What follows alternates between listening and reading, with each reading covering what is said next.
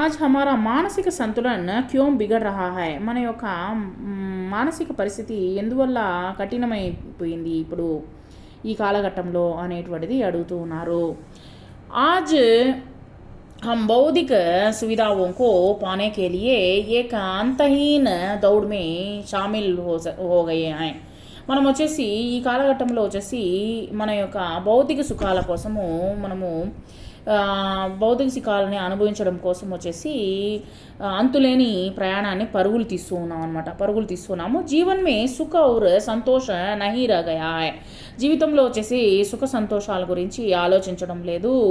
ఇసీ కారణ్ సే ఆజ్ హమారా మానసిక సంతులన్ బిగడ్ రహా హై. అందువల్ల వచ్చేసి ఏమైపోయింది, మనము మంచి చెడు తర్వాత వచ్చేసి ఎటువంటి పరిస్థితుల్లో ఉన్నాము, ఎటువంటి పరిస్థితులకు పరుగులు తీస్తున్నాము అనేటువంటిది గమనించకుండా మానసిక ఒత్తిడి అనేటువంటిది పెరిగిపోతూ ఉన్నదనమాట ఈ కాలఘట్టంలో.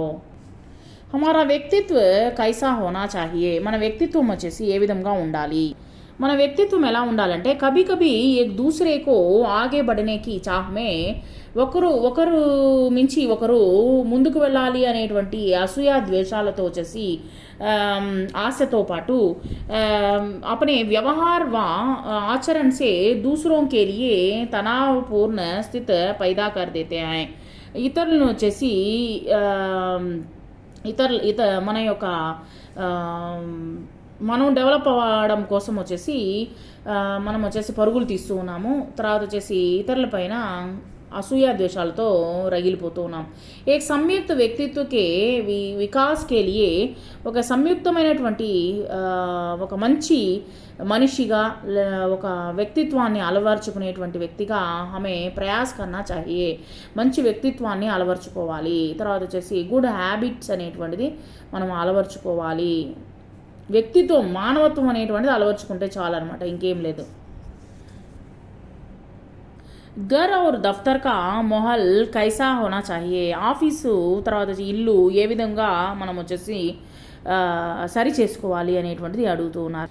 घर और दफ्तर में పరిజనో और అంటే మనతో ఉండేటువంటి వాళ్ళు కానీ और अपने सहयोगियों के साथ, सहयोगी అంటే కొలీగ్స్ అనమాట. एक स्वस्थ रूप एवं खुशहाल माहौल बनाए रखने के लिए हमें कुछ बातों का ध्यान रखना चाहिए. ఎప్పుడు వచ్చేసి మనం మాట్లాడేటువంటి తీరు వచ్చేసి చాలా జాగ్రత్తగా ఉండాలి.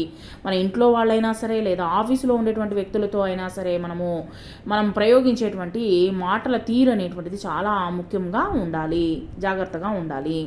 తర్వాత వచ్చేసి నెక్స్ట్ అధీనస్థ కర్మచారియోం సే అధికతం కామ్ కైసే కియా జా సక్తా హై. ఇప్పుడు వచ్చేసి మనము మన కింద పనిచేసేటువంటి వాళ్ళతో ఏ విధంగా మనం నడుచుకోవాలి. అధీనస్థ కర్మచారియోం సే అధికతం కామ్ కర్వానే కెలియే, వాళ్ళ దగ్గర వచ్చేసి పనులు చేయించుకోవాలి అంటే టీం భావనక వికాస్ కరే. మొదట వచ్చేసి టీం లీడర్షిప్ అనేటువంటిది టీముగా వర్క్ చేయాలన్నమాట. తదా ఉన్కే సుఖ దుఃఖ మే ఉన్కా సాత్ దే, వాళ్ళకు వచ్చే సుఖ దుఃఖాలతో పక్కనే ఉండాలన్నమాట, వాళ్ళ పక్కనే ఉండాలి.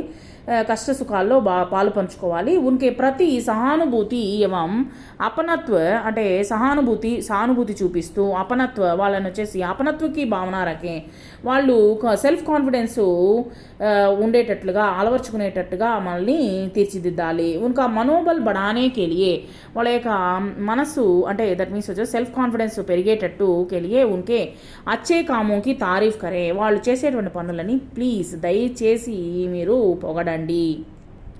प्रशासन से जुड़े कर्मचारियों में कौन कौन से गुण होना चाहिए. డిసిప్లిన్ వలన మనం వచ్చేసి జుడే కర్మచారియోంకు అనుభవి కార్యకుశల్ తదా, మనం వచ్చేసి ఒక డిసిప్లిన్ అలవర్చుకోవడం వలన మనం చేసేటువంటి పనుల్లో ఒక అనుభవము, తర్వాత వచ్చే కార్యకుశలత, వచ్చేసి డిసిప్లైన్, తర్వాత వచ్చేసి ఒక పర్ఫెక్ట్నెస్, తర్వాత వచ్చేసి నిష్ఠావాన్ హోనా చాహియే. నిష్ఠావాన్ మనము సిన్సియర్గా ఉండాలన్నమాట.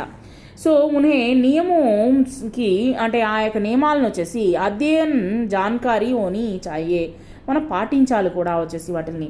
యహీ జ్ఞాన్ కర్మచారి మే ఆత్మవిశ్వాస పైదా కర్తా హై. ఈ విధమైనటువంటి వాటిని అలవర్చుకుంటే మనకు వచ్చే సెల్ఫ్ కాన్ఫిడెన్స్ అనేటువంటిది చాలా ఎక్కువగా పెరుగుతుంది.